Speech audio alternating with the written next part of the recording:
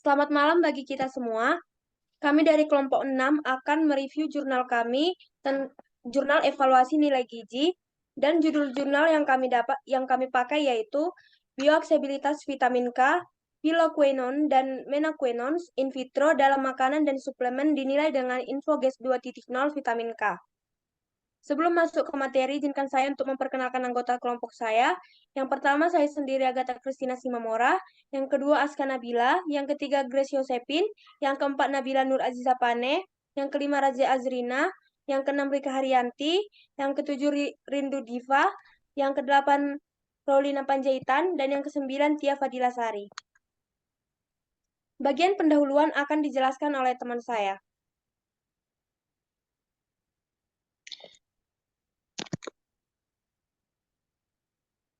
Vitamin K menggambarkan sekelompok vitamin yang larut dalam lemak, yaitu nama lain dari piloquinone dan menaquinones atau nanti bisa disebut dengan PK dan MK. Semakin banyak bukti mengenai peran vitamin K di luar pembekuan darah dan kemungkinan perbedaan antara kedua vitamin tersebut mulai muncul. Pengetahuan tentang kandungan menaquinone dalam matriks makanan yang berbeda dan potensi perbedaan bioaksesibilitas antara vitamin K dan matriks makanan masih terbatas. Vitamin K pertama kali ditemukan oleh ilmuwan Denmark Henrik Dam Pasda tahun 1935, menjelaskan kelompok vitamin K yang larut dalam lemak, yaitu PK dan MK. PK terutama ditemukan pada sayuran hijau, sedangkan MK ditemukan pada produk hewani dan makanan fermentasi. Semua vitamin K mengandung gugus 1-4 naftoquinone dengan rantai samping polisoprenoid yang panjangnya bervariasi atau MK, atau rantai samping vitil atau PK dengan PK memiliki nilai log P lebih besar dari 9 dan MK negatif 7 memiliki log P nilai lebih besar 14. Telah diketahui bahwa vitamin K merupakan faktor koagulasi dan penting untuk kesehatan tulang.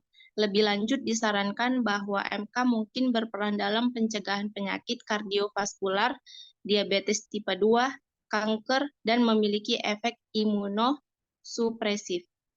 Selanjutnya akan dilanjutkan oleh teman kami. Adapun metode dari jurnal yang kami bahas yaitu yang pertama prosedur kuantitatif vitamin K dalam makanan ekstraksi. Pada dasarnya deteksi dan kuantitatif 8 vitamin K ini adalah proses untuk menemukan dan mengukur jumlah dari 8 jenis vitamin yang ada dalam suatu bahan atau sampel tertentu. Vitamin sendiri adalah zat penting yang dibutuhkan oleh tubuh kita untuk menjaga kesehatan dan fungsi normalnya. 8 jenis vitamin yang dimaksud di sini meliputi vitamin A, D, E, K, dan B1 atau tiamin, B2 atau riboflavin, B3 atau niacin, dan yang keempat ada serta asam folat. Proses deteksi dilakukan dengan menggunakan metode analisis kimia seperti spektrofotometri dan atau kromatografi. Sedangkan proses kuantifikasi dilakukan dengan menghitung jumlah masing-masing vitamin dalam sampel tersebut. Kemudian yang kedua, prosedur kuantifikasi vitamin K dalam suplemen. Nah, di sini ada cara untuk mengukur jumlah vitamin K yang terkandung dalam suplemen. Vitamin K sangat penting bagi tubuh kita karena membantu pembekuan darah dalam memelihara kesehatan tulang. Namun, terlalu banyak atau terlalu sedikit vitamin K dapat berdampak buruk pada tubuh kita. Untuk melakukan prosedur ini, perlu dilakukan pengujian dengan melakukan alat khusus yang disebut spektrofotometer. Dalam pengujian ini, sampel suplemen akan diuji dengan melambangkan bahan kimia tertentu yang akan bereaksi dengan vitamin K dan menghasilkan warna biru. Kemudian warna biru ini akan diukur dengan intensitasnya oleh spektrofotometer untuk mengetahui jumlah vitamin K yang terkandung dalam sampel. Kemudian dilanjutkan oleh teman saya. Bahan yang digunakan dalam pengujian. Penelitian ini terdiri dari 3 bagian. Bagian pertama dari penelitian ini menentukan ketepatan metode InfoGas pada sampel keju dan brokoli. Bagian kedua bertujuan untuk mengoptimalkan metode InfoGas untuk penilaian bioaksesibilitas vitamin K dalam makanan dan suplemen. Dengan mencerna bayam diikuti dengan eksperimen faktorial fraksional untuk menguji kondisi yang berbeda. Bagian ketiga menentukan bioaksesibilitas vitamin K dalam makanan, suplemen, dan standar. Selanjutnya akan dibacakan oleh teman saya. 4 percobaan faktorial pemecahan. Percobaan pertama menguji pengaruh terhadap bioaksesibilitas dengan mempertimbangkan jenis bayam mentah dengan yang sudah direbus, minyak tanpa minyak dengan tambahan berminyak, dan jumlah cairan empedu normal dengan 2 kali lipat dari normal. Percobaan kedua menguji pengaruh terhadap bioaksesibilitas dengan mempertimbangkan jumlah vitamin K penambahan 200 nanogram dengan penambahan 100 nanogram. Kemudian vitamin D dengan penambahan 100 nanogram dengan tanpa penambahannya. Dan jumlah cairan empedu normal dengan 2 kali lipat dari normal. Percobaan ketiga menguji pengaruh terhadap bioaksesibilitas dengan mempertimbangkan jumlah makanan standar 0,9 gram dengan 0,4 gram. Jumlah bayam mentah 0,1 gram dengan 0,2 gram. Dan jumlah cairan empedu normal dengan 2 kali lipat dari normal. Percobaan keempat menguji pengaruh terhadap bioaksesibilitas dengan mempertimbangkan jumlah makanan standar 0,8 gram dengan 0,6 gram.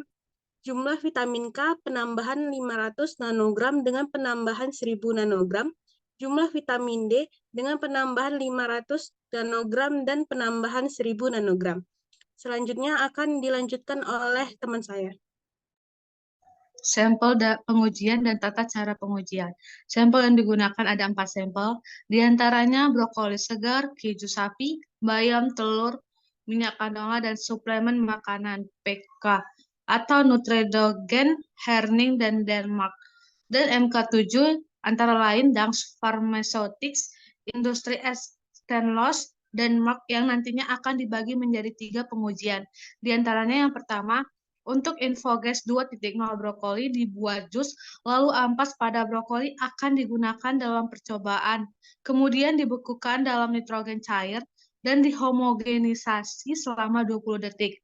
Dalam penggilingan kopi dicampur secara menyeluruh dan akan dibagi ke dalam wadah plastik 50 ml dan disimpan pada suhu 20 derajat Celcius untuk digunakan dalam optimasi dan validasi InfoGas 2.0 untuk vitamin K atau InfoGas 2.0 vitamin K. Pada bayam dibagi dalam 9 porsi, masing-masing 25 gram, lalu 3 bagian disimpan pada suhu 20 derajat Celcius, minus 20 derajat Celcius, dan 6 sisanya bagian pada 5 derajat Celcius. Selama 1 malam lalu akan direbus dalam air pada suhu 100 derajat Celcius selama 5 menit. Setiap porsi selanjutnya akan dibagi 2, satu untuk pencernaan dan yang lainnya untuk kuantifikasi kandungan vitamin K, lalu setelah itu pembuatan.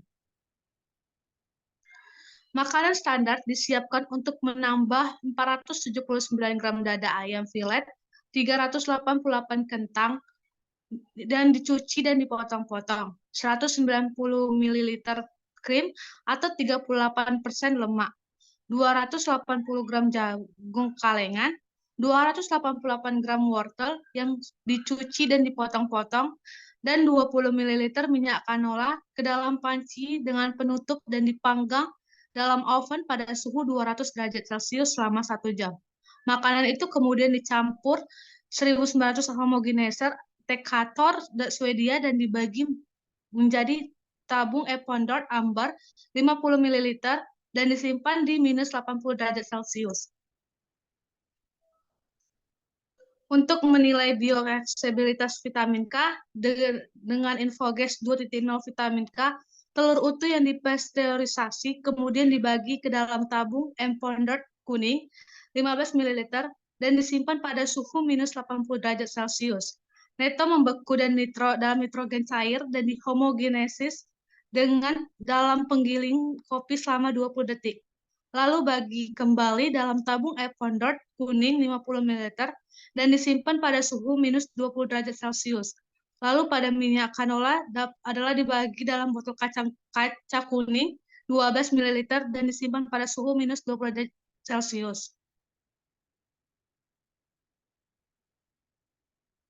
10 tablet suplemen makanan PK atau Naturdroget Horning Denmark dan MK dan Spasmodics Industry as Stainless dihomogenisasi menggunakan mortar dan disimpan dalam ambar 15 ml Epondorf tabung pada minus 20 derajat Celcius.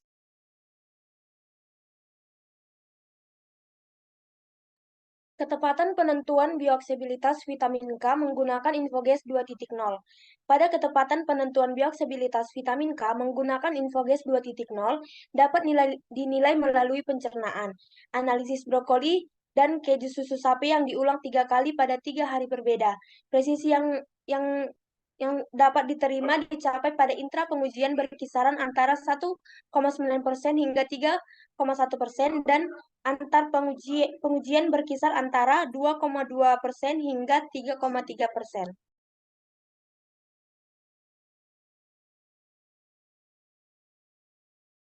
Dilanjutkan oleh teman saya.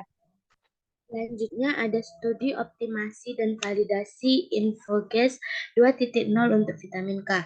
Di situ terbagi menjadi dua, yaitu pengaruh jumlah vitamin K awal dan pengaruh makanan standar. Pertama, pengaruh jumlah vitamin K awalnya. Bioaksesibilitas dinilai menggunakan metode asli Infoges 2.0, yaitu mencerna 1 gram bayam mentah, bayam rebus, atau bayam rebus beku.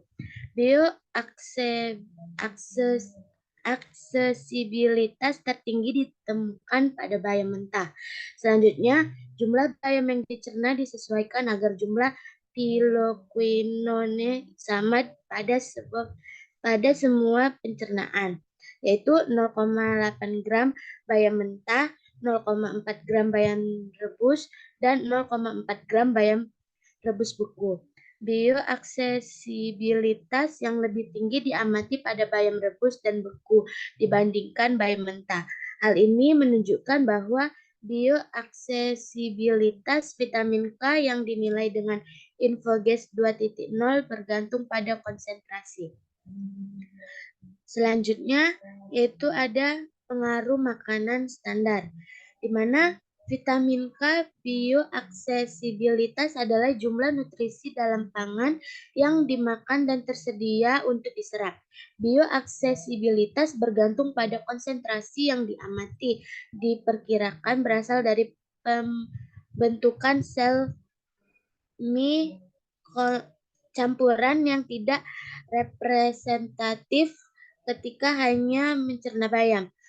Penelitian lain menemukan bahwa domain hidrofobik dalam misel campuran harus cukup besar untuk menampung senyawa bioaktif hidrofobik. Ukuran misel yang tercampur adalah tergantung pada makanan dan terutama kandungan lemak dalam makanan yang dikonsumsi. Selanjutnya akan dilanjutkan oleh rekan saya. Tabel 1 menunjukkan bagaimana kita dapat mengukur seberapa banyak vitamin K yang bisa diserap oleh tubuh dari makanan tertentu seperti brokoli dan keju sapi. Untuk melakukan pengukuran ini, sampel makanan dicerna 3 kali pada 3 hari yang berbeda, atau total 9 kali menggunakan metode Infoges 2.0. Kemudian, kandungan vitamin K dalam sampel diukur untuk mengetahui seberapa banyak yang berhasil diserap oleh tubuh kita. Ini penting karena vitamin K adalah nutrisi yang penting bagi kesehatan tulang dan pembekuan darah. Jadi, kita ingin memastikan bahwa kita mendapatkan cukup dari makanan yang kita konsumsi. Selanjutnya akan dilanjutkan oleh teman saya. Selanjutnya, bioaksesibilitas vitamin K dalam makanan atau Infoges 2.0 vitamin K. Bioaksesibilitas PK tertinggi diamati pada standar MK7 murni dan bubuk suplemen MK7. Dan pada minyak canola kontributor PK terbesar terdapat pada minyak. Bioaksesibilitas PK terendah terdapat pada brokoli. Bioaksesibilitas tertinggi ditemukan pada telur pasteurisasi dan minyak canola. Sedangkan bioaksesibilitas terendah MK4 ditemukan pada brokoli dan air, sehingga didapatkan tidak adanya perbedaan signifikan dalam bioaksesibilitas. Bioaksesibilitas PK dan MK4 meningkat antara air cerna dan suplemen MK7 atau standar MK7 murni. Hal ini menunjukkan bahwa adanya persaingan antara vitamin K. Mungkin terdapat karena adanya efek sinergis yang mempengaruhi penggabungan vitamin K dalam misel. Hal ini terjadi karena faktor yang mempengaruhi penggabungan vitamin. Yang pertama, karena pelepasan vitamin dari matriks makanan. Yang kedua, karena kelarutannya dalam misel campuran. Adapun faktor lain yaitu karena persiapan matriks makanan, panjang, dan jenis asam lemak yang ada dalam matriks makanan dan keberadaan senyawa lain. Selanjutnya akan disampaikan oleh teman saya. Kesimpulan dari bioaksesibilitas vitamin K, dalam hal ini kami telah menilai bioaksesibilitas 8 vitamin K, atau PK, MK negatif 4, MK negatif 5, MK negatif 7, MK negatif 8, MK minus 9, dan MK minus 10, menggunakan metode InfoGes 2.0 negatif 0 vitamin K dalam makanan matriks yang mewakili berbagai macam makanan. Bioaksesibilitas berkisar antara 30% hingga 102% yang bervariasi antara dalam matriks pangan yang berbeda. Kecenderungan umum untuk bioaksesibilitas urutan PK dan MK4 diamati di mana bioaksesibilitas pada minyak canola dan telur pasteurisasi lebih tinggi dibandingkan bioaksesibilitas pada bubuk suplemen. Bioaksesibilitas terendah diamati pada brokoli. Tidak ada perbedaan signifikan dalam bioaksesibilitas MK7 antara bubuk suplemen natto dan MK7 yang diamati. Kandungan lemak dalam sampel tidak dapat menjelaskan perbedaan bioaksesibilitas. Nah, menurut kelompok kami, berdasarkan jurnal yang telah kami review, bahwa faktanya pisang mempunyai umur simpan yang pendek dan produksi produk alternatif telah diusulkan untuk meningkatkan keberlanjutan. Meskipun manfaat nutrisi dari tepung pisang telah banyak diketahui dan potensi penggunanya dalam pembuatan roti telah diteliti, sejauh yang kami ketahui, hanya Hernandez Aguirre DKK atau 2009 menggunakan 100% GBF untuk membuat roti bebas gluten. Namun belum ada informasi mengenai pengaruh metode pengeringan. Para peneliti masih mempelajari roti bebas gluten karena masalah kualitas, seperti volume spesifik yang rendah, kekerasan lemak yang tinggi, umur simpan yang pendek, dan penyimpanan profil sensorik. Selanjutnya, saya kembalikan kepada moderator. Baik, sekian presentasi yang bisa kami sampaikan. Mohon maaf bila ada salah kata. Kami mengucapkan terima kasih.